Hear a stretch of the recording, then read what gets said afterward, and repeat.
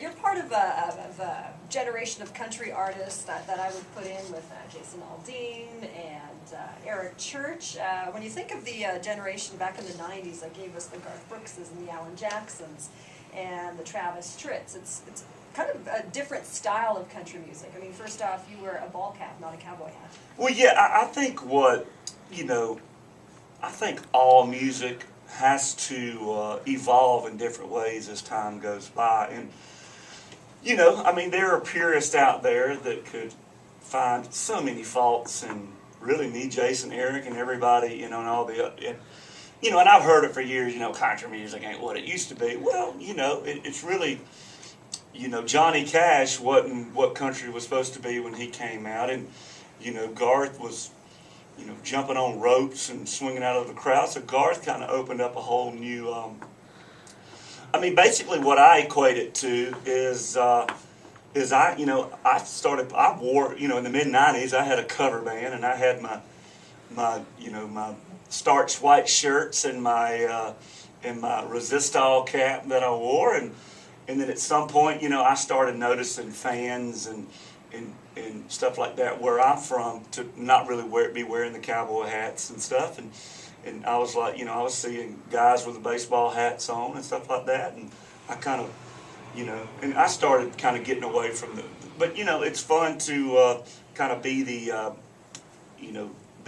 maybe the person that leads that deal, and 10 years from now they'll probably be, there'll probably be a whole nother looking thing that's going on, and I'll be some old curmudgeon sitting on a boat dock trying to catch catfish in my off. But what was funny is even on the CMAs last year, I wore like some pants with like sparkles on them, and all my buddies were like giving me grief over my Russell Flats look. Yeah. But what was funny is, heck, all the old, it used to be complete rhinestone suits. So I'm getting beat up about having just a little old sparkle on my jeans. And what was funny, I was with my oldest boy, Bo, and there was something that was all flashy that we saw going down the road. He said, "Like your jeans, Daddy, like your jeans. It looks like your jeans." And I was like, "What do you enjoy more, songwriting or actually performing?"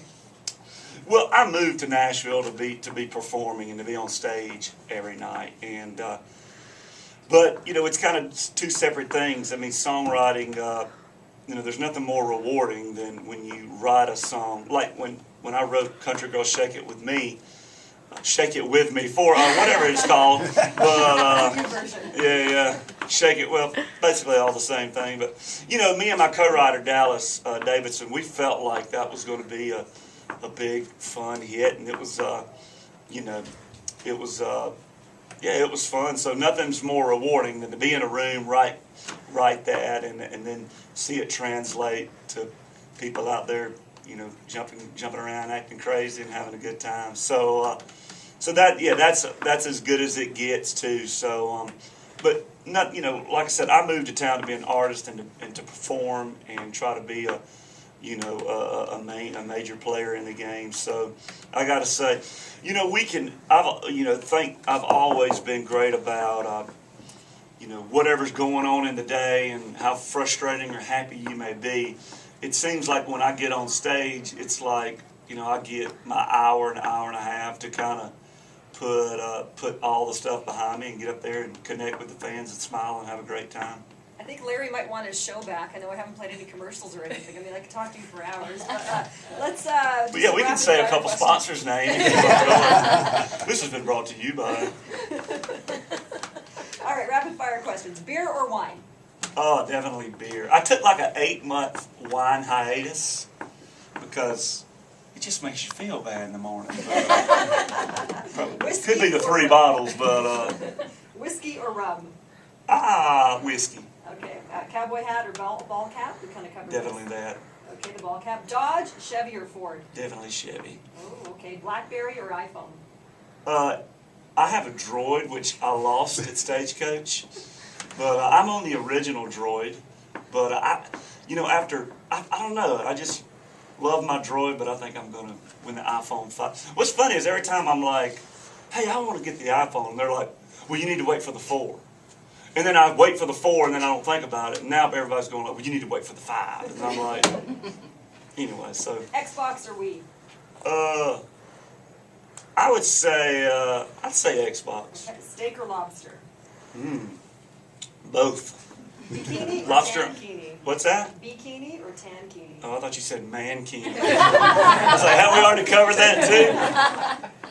What was that, bikini or Or the tankini? what is tankini? Tankini is kind of like the full-size top with the bikini bottom. I'll boo on that. What sports do you play? I a little bit of it all. I mean, I grew up baseball. But baseball, I mean, now on the road, we try to find a basketball gym and play. I'd rather play 2 hours of basketball than 30 minutes of the whole, hamster on the wheel thing. So. How many flat screen TVs do you have in your house? Oh, this is good. Let me see. We have a projection room. We have a movie room. So does that count? Include that as one. I'm going to sound like a diva after this. I think we have 5. Oh, only 5? I think Darius Rucker has 9. Yeah, because he has 4 in a room, so he can watch 7 sports channels at the same time. He has them on split screen. So. And what does he have, Xbox or Wii? I don't know. We did PlayStation on the bus, but we used to do, we used to have Xbox too. But the Xbox, if you're riding down the road and your game's in there, it torches your game or something. So the PlayStation's been a little better. But Good to know. And how do you get your teeth so white, Luke Bryan? you know what?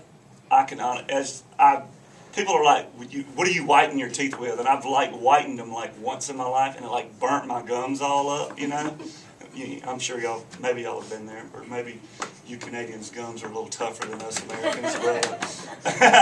But yes, I've never whitened them. I've just always, I don't know. It's just good breeding, Is all those peanuts? Is that what you're? Yeah, I guess they have a natural antioxidant in there that, whitens country folks' teeth. But my wife's, me and my wife, we have big old chompers, so we're lucky about. But our boys, they're going to have great teeth if they don't knock them all out before they're 5. 2 boys, yeah. Well, thank you so much for coming in, Luke. Yeah, thanks for having me. It's been, y'all have gotten to listen to me essentially wake up on this interview. So, man, I'm really rocking it. Got my half cup of coffee in. So. Well, thanks for having me. We're glad to be up here. And we hope to be in the Edmonton area more often and be doing some big old shows around here in the near future. That was a shameless promotion. And then we'll take you hunting, too. Yeah, there we Maybe go. in the bush somewhere. Trap me something. Yeah, snag me something and put him in a, never mind. All right, Larry Donahue is in next.